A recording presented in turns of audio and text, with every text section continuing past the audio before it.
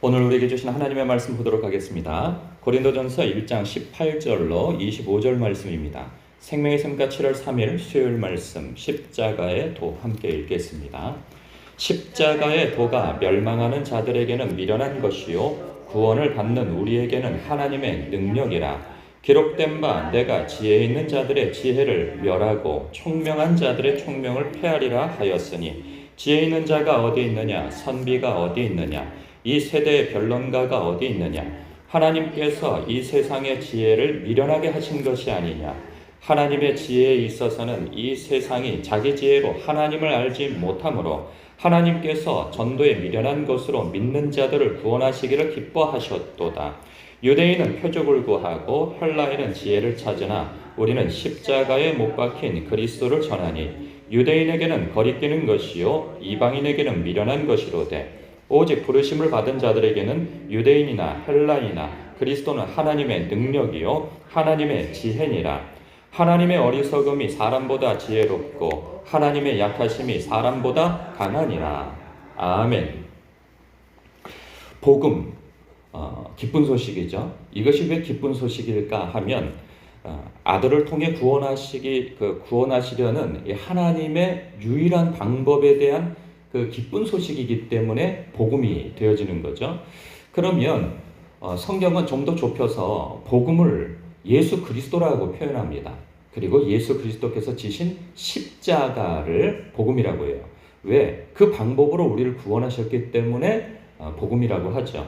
이 십자가의 도 하면은 하나님께서 우리를 구원하시는 방법으로서 십자가의 길이라는 거예요. 십자가의 방법.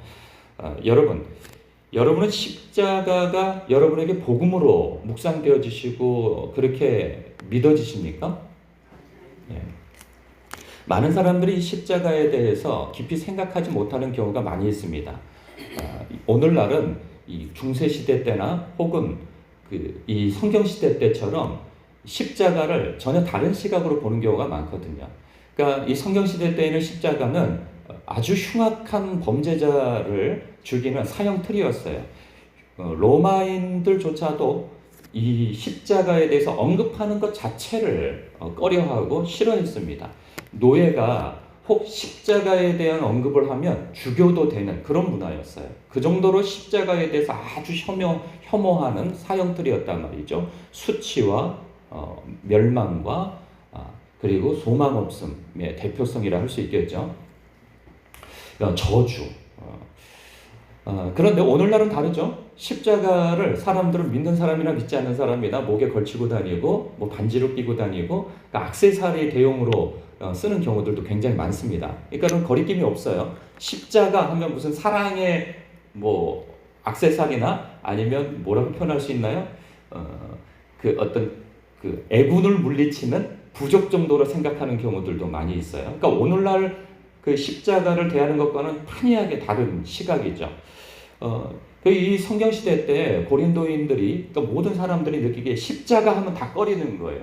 그런데 18절에 십자가의 이 도가 멸망하는 자들에게는 미련하게 보인다는 거죠. 그리고 구원을 받는 우리에게는 하나님의 능력으로 보인다는 거예요. 여러분은 하나님의 능력으로 보입니까? 이것이 미련해 보이는 것입니까? 예. 이것이 하나님의 능력으로 보이는 사람은 구원을 받은 하나님의 백성이고 이것이 미련하게 보이는 것은 멸망을 얻을 자의 표상이라는 거예요. 아니 왜 십자가를 줘? 하나님의 아들이. 그래서 22절에 보면 유대인은 표적을 구하고 헬라인은 지혜를 찾으나 우리는 십자가에 못 박힌 그리스도를 전하니 유대인에게는 꺼리끼는 것이요 이방인에게는 미련한 것이라는 거예요. 유대인은 표적을 구한다고 그래요. 표적이 무엇이냐면 이런 거죠. 유대인 입장에 그 당시에 지금도 마찬가지예요. 그리스도라 하면 전능한 능력을 가지고 구름을 타고 오셔서 하나님의 백성 자신들을 압제하고 있는 강력한 힘을 가진 로마보다도 더 큰 힘을 전능한 능력을 가지고 오셔서 자신들을 거기서 구출해 주어야 하는 존재로 보고 있는 거예요. 그런데 지금 그러한 것은 무엇을 볼 수 있냐면 그 표적은 출애굽 시대 때의 모세죠. 모세는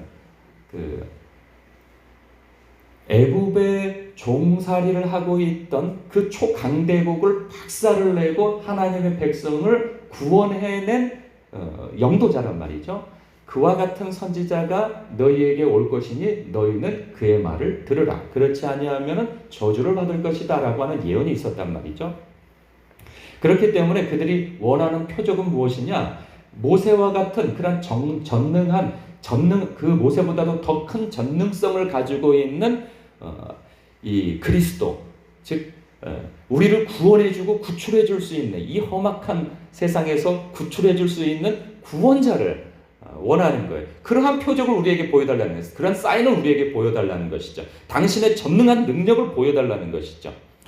그런가 하면 헬라인은 이 철학, 지혜, 변론 이러한 것을 숭배하던 사람들이에요. 그러니까 합리적인 것, 논리적인 것을 그런 것을 요구하는 사람들이죠. 그런데 이 십자가의 도라는 것은 유대인이나 헬라인이나 다 꺼리끼는 것이고 미련해 보이는 거예요. 유대인 같은 경우에 이게 왜 꺼리끼는 것이냐? 하나님께서 신명기에 말씀하시기를 하나님으로부터 저주받은 자는 나무에 매달릴 거라고 그랬어요. 그런데 하나님의 아들 그리스도라고 하는 구원자라고 하는 이가 아니 전능한 능력을 가지고 와서 내가 너희를 이 상황에서 구출해 주겠다 하는 이 기적과 어떤 능력을 보이면서 그렇게 해주셔야 되는데 아니 와가지고 하나님의 저주를 받아 죽어? 이게 있을 수 없는 거죠. 여러분 있을 수가 있습니까? 우리의 상식으로는 있을 수 없는 일이에요. 어떻게 하나님의 아들이 그 하나님으로부터 저주를 받아서 나무 형틀에 매달려 죽느냐 말이에요. 그러니 있을 수가 없는 거죠. 우리는 그러한 그리스도 믿을 수 없다. 이거 너무 꺼림직하다라는 거죠. 그리고 헬라인들에게, 이방인들에게 보여줄 때 그들의 사고방식에서 여러분 그리스 신화가 어디서 나왔습니까? 이 헬라 문화에서 나온 거예요. 그러니까 온 세상이 다 신이 존재하는 거예요. 신이 한두 존재가 아니에요. 신이 뭐 술의 신이 있고 전쟁의 신이 있고 바다의 신이 있고 하늘의 신이 있고 그리고 이 뭐 생명을 잉태하는 신이 있고 사랑의 신이 있고 뭐 신이 엄청 많단 말이죠. 근데 그 신들은 사람과 성정이 비슷해요. 왜냐하면 사람이 만드는 철학 가운데에서 신을 만들어냈기 때문에 이 신이라고 하는 존재가 인간을 위해서 대신 죽는다? 인간을 위해서 뭐 헌신을 한다? 이런 게 없어요. 그 신들은 인간을 자신의 유익을 위해서 이용하는 신인 것이지 그래서 그 신 앞에 제물을 바치고 자신의 욕망을 들어주기 위한 어떤 통로로서 전능자로서 여기고 있는데 그래서 그들은 힘이 지배하는 세상인 거예요. 왜? 신들도 힘이 지배하는 세상이기 때문에 자기들도 그 주도권을 잡기 위해서 싸우는 존재가 신이거든요. 그러니 아니 바울이 전한 구원자는 너무나도 이상한 거죠. 말이 안 돼. 어떻게 신이 인간을 위해서 대신 죽어? 있을 수 없는 거예요. 전능한 신이라고 한다면 야 너희들 죄가 있다면 그 죄를 다 방면해 줄게. 이렇게 말 한마디 하면 될 것을 왜 자기가 죽어? 왜 우리의 죄 때문에 대신 죽어? 있을 수 없다는 거죠. 여러분 그런데 이 십자가의 도는 사도 바울조차도 이해할 수 없었어요.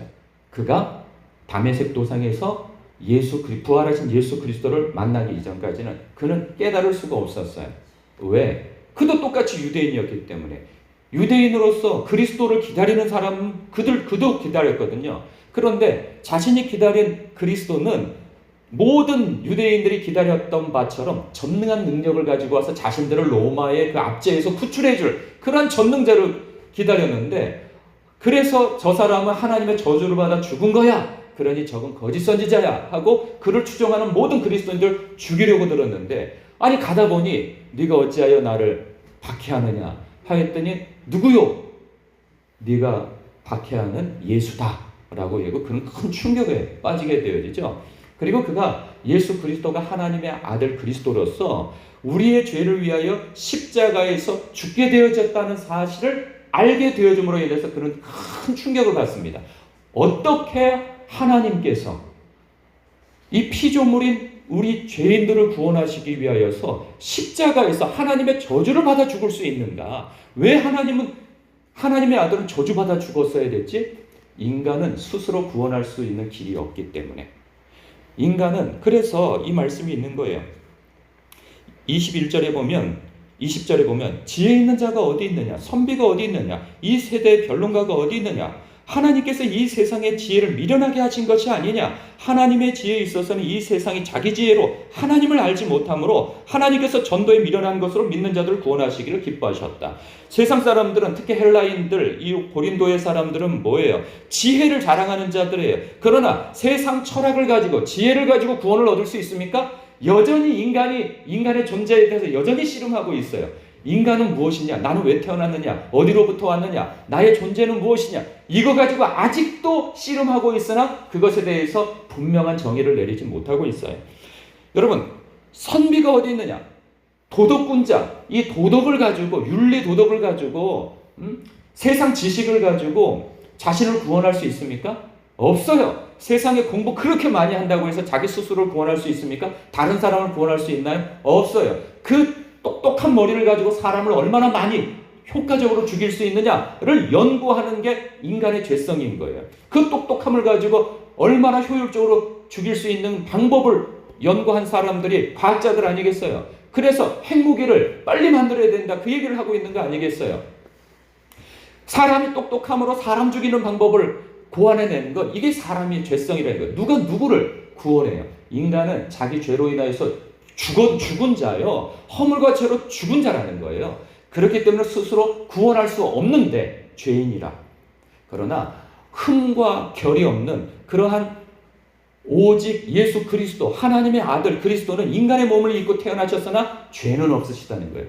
죄 없으신 그분께서 우리가 져야 할 이 죄의 저주, 하나님의 저주를 받아 죽어야 할 그러한 사형틀, 나무, 모든 자들이 꺼려하고 두려워하는 이 멸망의 상징, 십자가는 우리가 져야 됐던 저주의 형틀인 것이죠.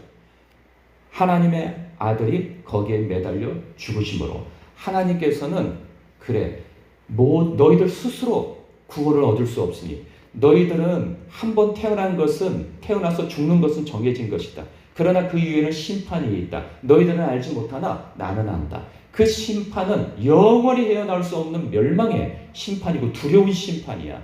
너희들 한 번 들어가면 거기에 나올 수가 없어. 영원히. 내가 너희를 너무 사랑하고 안타까워하기 때문에 너희를 아끼기 위하여서 내 아들을 아끼지 않는다. 그게 십자가인 거예요.